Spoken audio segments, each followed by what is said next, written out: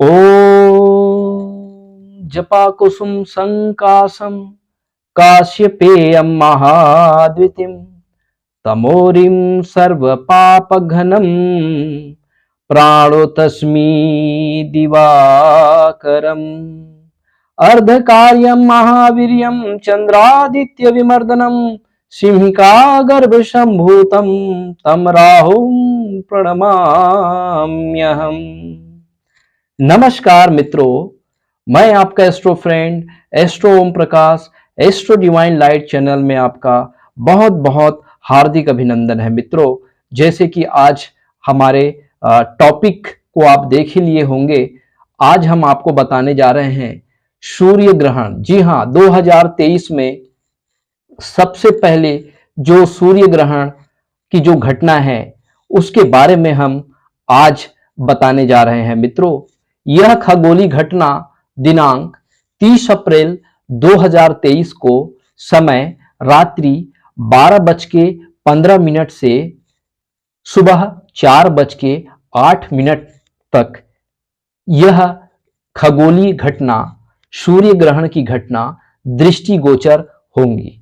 जी हाँ मित्रों, और यह दिन शनिवार को विशेष रूप से घटित होगा। इसी कारण इस सूर्य ग्रहण को हम शनिचरी सूर्य ग्रहण के नाम से जानते हैं। जी हाँ मित्रों, तो एक बार पुनः आप सभी का बहुत बहुत हार्दिक अभिनंदन मैं करता हूं। मित्रों, यदि आप हमारे चैनल में अभी अभी जुड़े हैं तो हमारे चैनल को लाइक करिए, शेयर करिए, सब्सक्राइब करिए। मित्रों, चलिए आज हम एक गोचर उदाहरण कुंडली से आपको हम बताने का प्रयास करते हैं मित्रों कि सूर्य ग्रहण क्या होता है। अभी वर्तमान में सूर्य जो है 14 अप्रैल 2023 को मेष राशि में प्रवेश कर चुके हैं मित्रों, और मेष राशि में पहले से ही राहु देव जो है वो विराजमान है मित्रों। इस प्रकार सूर्य और राहु जो है दिनांक 30 अप्रैल 2023 को वो कंजक्ट हो रहे हैं, वो सूर्य और राहु की युति बन रही है मित्रों। इसी युति को ही हम, इसी खगोलीय घटना को ही हम शनिचरी सूर्य ग्रहण के नाम से जानते हैं मित्रों, क्योंकि यह घटना शनिवार के दिन घटित हो रही है।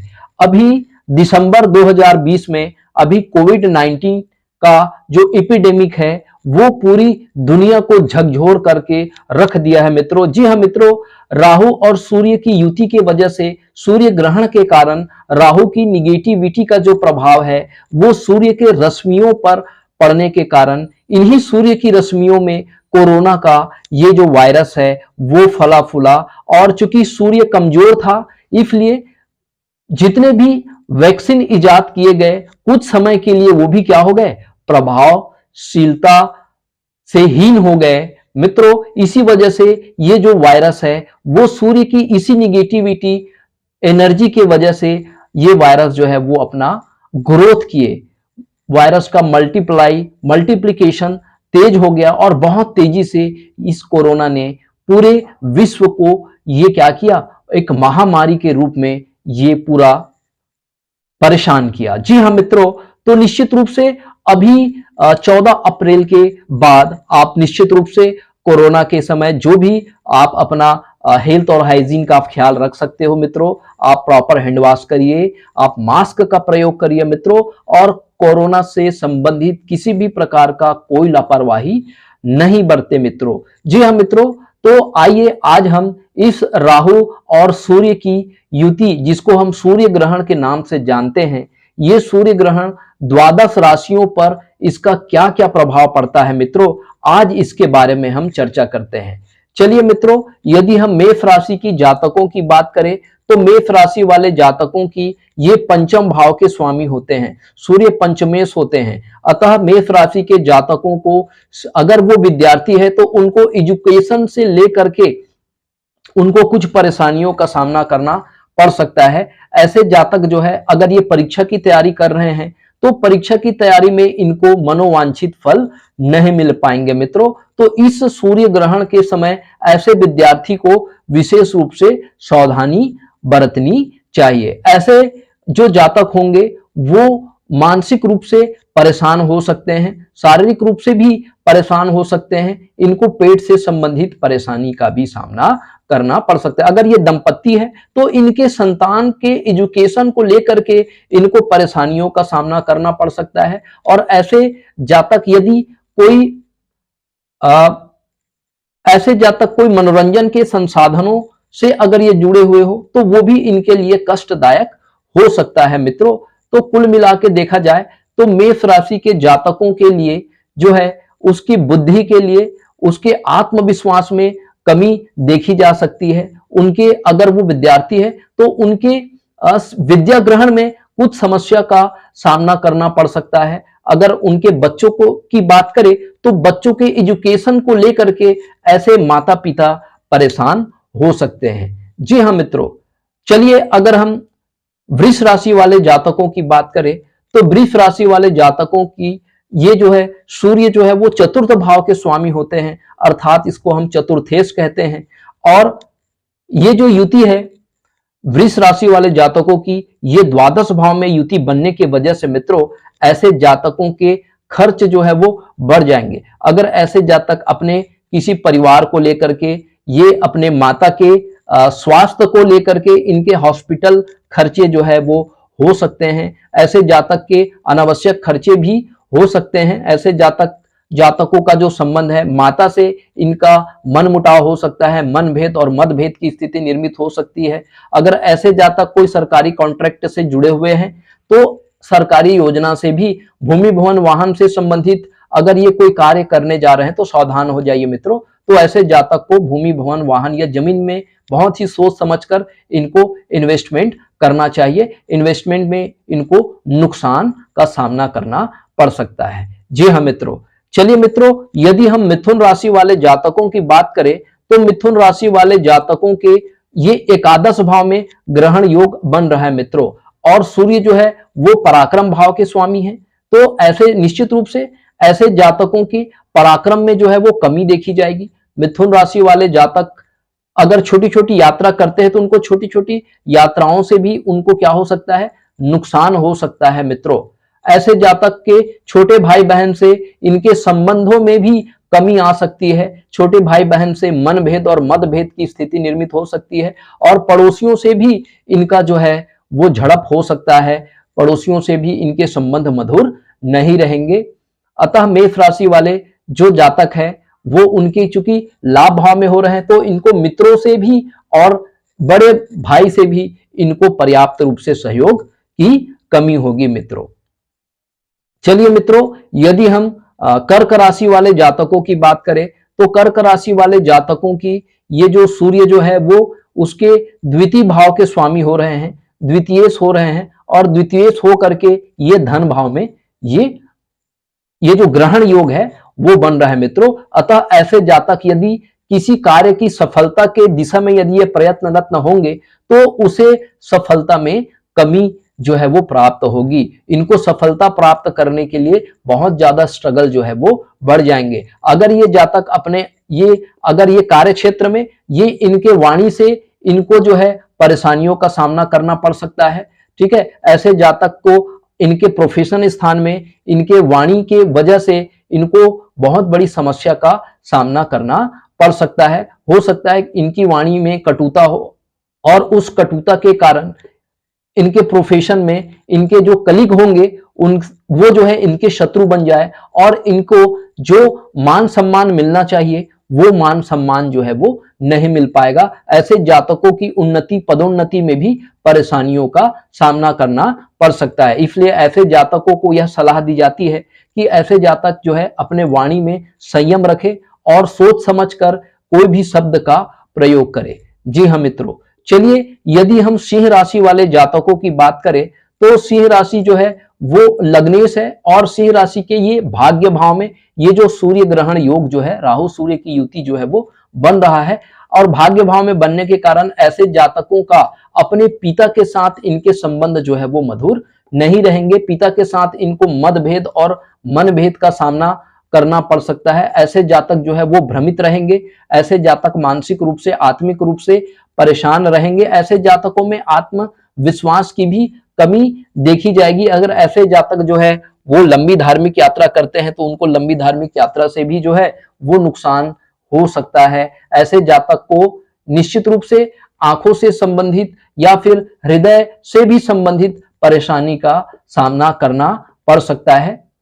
चलिए मित्रों, यदि हम कन्या राशि वाले जातकों की बात करें, अगर हम कन्या राशि वाले जातकों की बात करें तो निश्चित रूप से सूर्य जो है वो व्ययस होते हैं, और व्ययस होकर के ये जो युति जो है ग्रहण की जो युति है वो अष्टम भाव में बन रही है मित्रों। तो सूर्य ग्रहण की युति अष्टम भाव में बन रही है, तो कन्या राशि वाले जातकों को हो सकता है कोई गंभीर बीमारी का इनको सामना करना पड़ सके।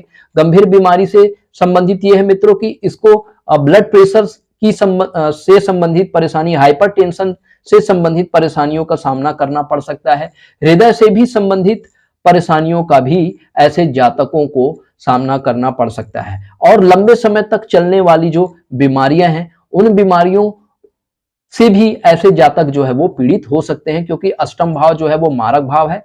तो निश्चित रूप से ऐसे जातकों को जो है मानसिक और शारीरिक पीड़ा जो है वो हो सकती है। मृत्यु तुल्य कष्ट भी ऐसे जातकों को सामना करना पड़ सकता है। जी हाँ मित्रों, चलिए यदि हम तुला राशि वाले जातकों की बात करें तो तुला राशि वाले जातकों का सूर्य जो है वो लाभेश है मित्रों, और ये जो युति बन रही है वो सप्तम भाव में बन रही है। तो तुला राशि के सप्तम भाव में ये सूर्य ग्रहण योग बनने की वजह से ऐसे जातकों के जो लाइफ पार्टनर होंगे उनके साथ इनका मनमुटाव हो सकता है। अगर ये कोई पार्टनरशिप के साथ अगर कोई बिजनेस शुरुआत करते हैं तो निश्चित रूप से उसमें घाटा या नुकसान का सामना करना पड़ सकता है। ऐसे जातक को अपने लाइफ पार्टनर से जो है मनभेद और मतभेद की स्थिति निर्मित हो सकती है। अगर ये बैचलर है तो निश्चित रूप से इनके विवाह जुड़ने में ऐसे जातकों को परेशानियों का सामना करना पड़ सकता है मित्रों।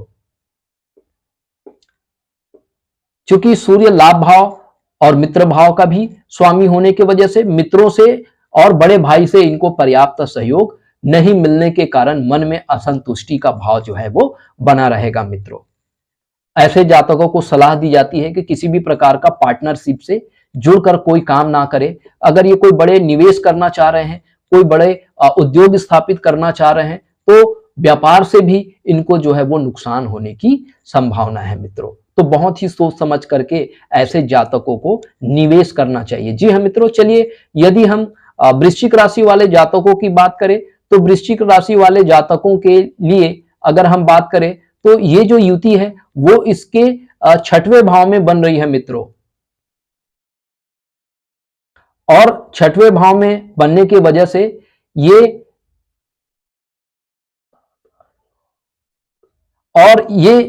सूर्य जो है वो वृश्चिक राशि के लिए दशम भाव के स्वामी होते हैं, कर्म भाव के स्वामी हो रहे हैं मित्रों।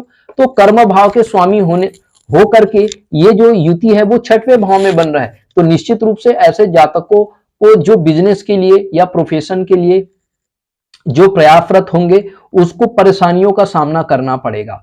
उनके जीवन में स्ट्रगल बढ़ जाएंगे और इनको अपने कार्य क्षेत्रों पर जो है पर्याप्त रूप से सफलता नहीं मिल पाएगी। अगर ऐसे जातक इंटरव्यू की तैयारी कर रहे हैं तो निश्चित रूप से कॉन्फिडेंस जो है वो कमी होने की वजह से, क्योंकि सूर्य को हम आत्मविश्वास का कारक मानते हैं, तो ऐसे जातक की आत्मविश्वास में कमी देखी जाएगी। और ऐसे जातक कोई कंपटीशन एग्जाम की वो तैयारी कर रहे हैं तो निश्चित रूप से कंपटीशन एग्जाम में भी उसको असफलता का हाथ लग सकता है। अगर ऐसे जातक, चूंकि ये छठवां भाव है, अगर ऐसे जातक कोर्ट कचहरी के मामले अगर चल रहे होंगे तो कोर्ट कचहरी में ऐसे जातकों को नुकसान का सामना करना पड़ सकता है।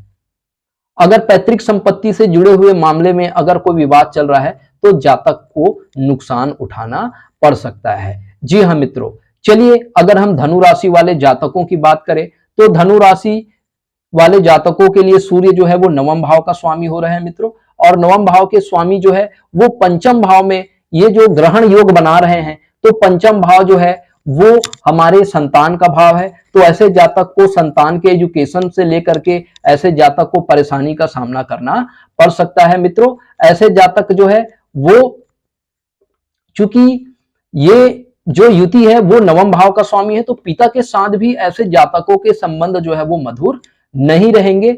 ऐसे जातक जो है वो, अगर वो विद्यार्थी है तो ऐसे जातक के स्ट्रगल बढ़ जाएंगे। अगर ये जो परीक्षा में जिस परिणाम की ये विद्यार्थी उम्मीद कर रहे हैं तो इन विद्यार्थियों के उम्मीद से कुछ कम परिणाम जो है इसको प्राप्त होगा, और जिसकी वजह से इसके मन में खिन्नता का भाव होगा।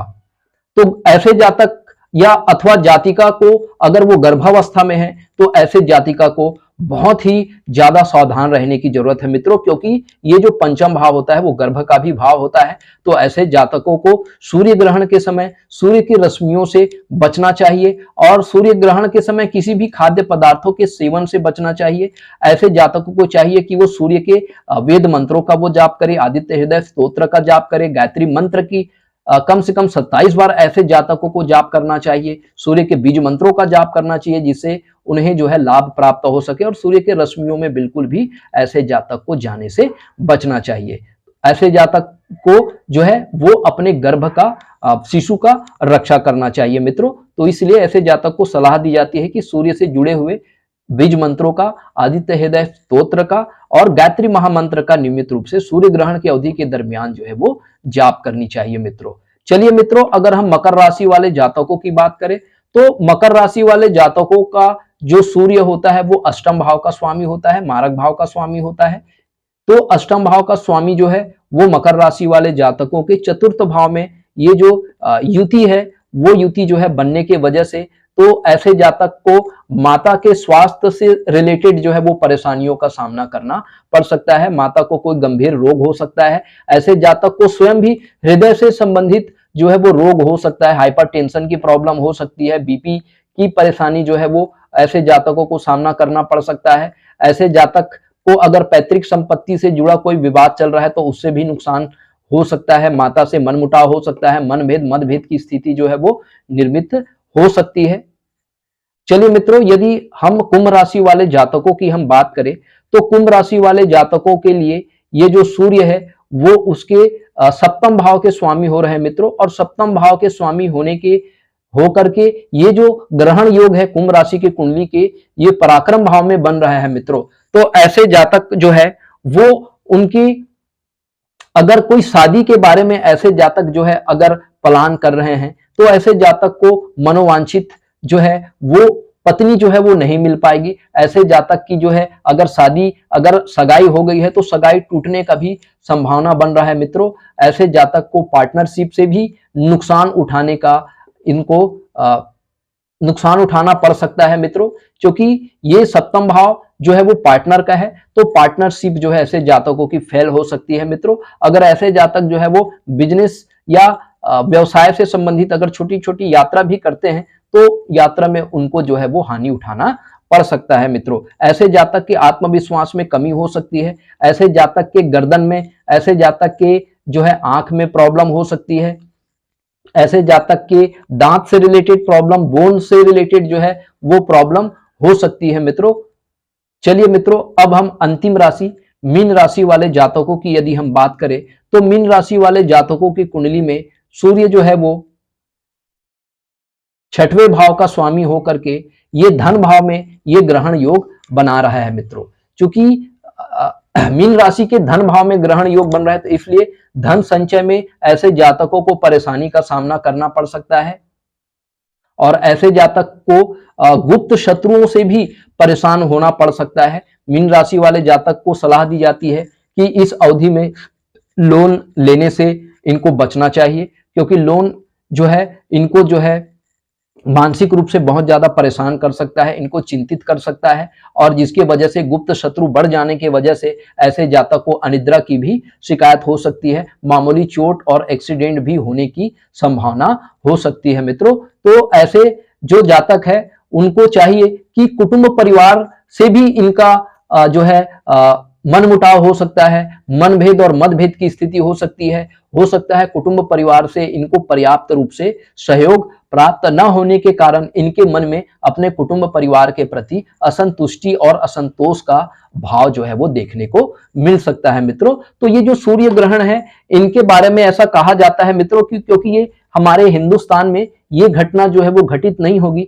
लेकिन चूंकि ब्रह्मांड में अगर कोई भी घटना घटित हो रही है तो संपूर्ण संसार में उस सूर्य की ऊर्जा का जरूर प्रभाव पड़ता है मित्रों, क्योंकि सूर्य की जो रश्मि होती है वो संपूर्ण ब्रह्मांड को ये क्या है प्राण ऊर्जा का संचार करती है। हमने अभी 2 साल पहले कोविड की महामारी को हमने जो है सामना किया, ठीक उसी तरह से मित्रों तो आपको सलाह दी जाती है कि जब भी सूर्य राहु को ग्रहण लगाता है, राहु सूर्य को जब भी ग्रहण लगाता है तो इस तरह के सूर्य की जो रश्मियां होती है वो बहुत ज्यादा नेगेटिव हो जाती है, अल्ट्रावायलेट जो किरणें हैं वो पृथ्वी में बढ़ जाती है मित्रों, और इस वजह से कोरोना का जो वायरस होता है वो ज्यादा फलता फूलता है। यद्यपि हमने कोरोना को पूरी तरह से अभी पराजित हमने नहीं किया है, क्योंकि कोरोना का ये जो वायरस है मित्रों वो बहुरूपिया होता है, उसके कई स्ट्रेन हम अभी देखे हैं, पता नहीं अभी वो कौन सा स्ट्रेन में वो फिर से कन्वर्ट हो जाएगा, अपने आप को मॉडिफाई कर लेगा, इसके बारे में कुछ नहीं कहा जा सकता मित्रों, क्योंकि हमको अपनी सुरक्षा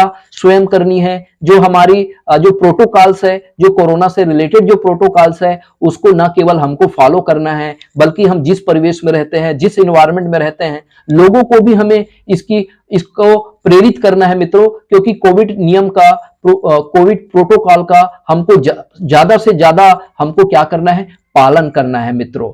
तो इसी तरह से, क्योंकि सूर्य हमारे आत्मविश्वास का कारक होता है, क्योंकि राहु ने सूर्य को ग्रहण किया है, हमारे आत्मविश्वास में भी कमी आएगी। सूर्य हमारे प्रतिरक्षा प्रणाली का भी कारक होता है मित्रों, तो हमारी इस प्रतिरक्षा प्रणाली क्या हो सकती है, कमजोर हो सकती है, और भी गंभीर रोग हमें हो सकते हैं। तो निश्चित रूप से शास्त्रों में ग्रहण को अशुभ ही माना गया है। गर्भवती माताओं से ये विनम्र निवेदन है कि वो कभी इस सूर्य की रश्मियों में ना आए, उनको वैदिक मंत्रों का, सूर्य के वैदिक मंत्रों का उनको नियमित रूप से इस अवधि के दरमियान जाप करना चाहिए, सूर्य का आदित्य हृदय स्तोत्र का पाठ करना चाहिए, मां गायत्री महामंत्र का कम से कम 27 बार ऐसे जातकों को पाठ करना चाहिए मित्रों। यदि हमारा यह प्रयास आपको पसंद आता है मित्रों तो हमारे चैनल को लाइक करिए, शेयर करिए, सब्सक्राइब करिए मित्रों। यदि आप हमसे अपना कुंडली एनालिसिस कराना चाहते हैं तो हमारे दिए गए डिस्क्रिप्शन बॉक्स में जाकर के आप अपना बर्थ डिटेल शेयर कर सकते हैं मित्रों, आपको आपकी कुंडली जो है वह एनालिसिस की जाएगी। अगर आप हमसे जुड़ना चाहते हैं, अगर हमारे एस्ट्रोलॉजी क्लास का आप हिस्सा बनना चाहते हैं